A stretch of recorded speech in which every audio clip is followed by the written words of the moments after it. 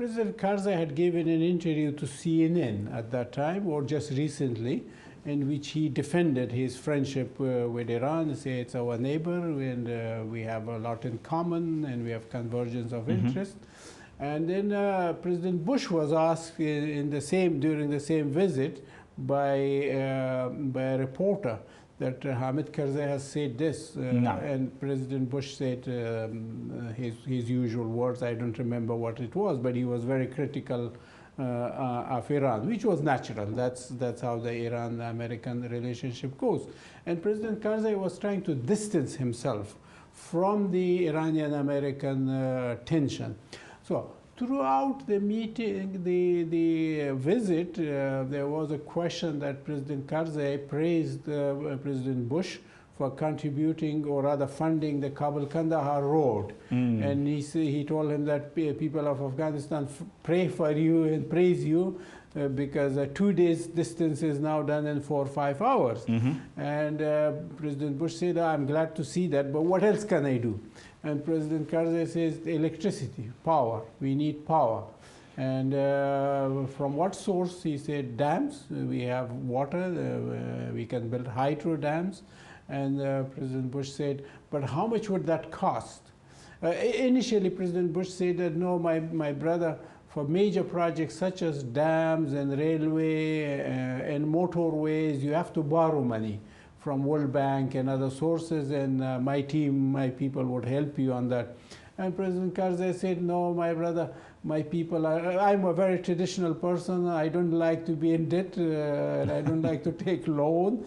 And by the way, people then criticize me and say, what is the friendship of American for that we are borrowing money? And then President Bush asked, say, but how much would it cost?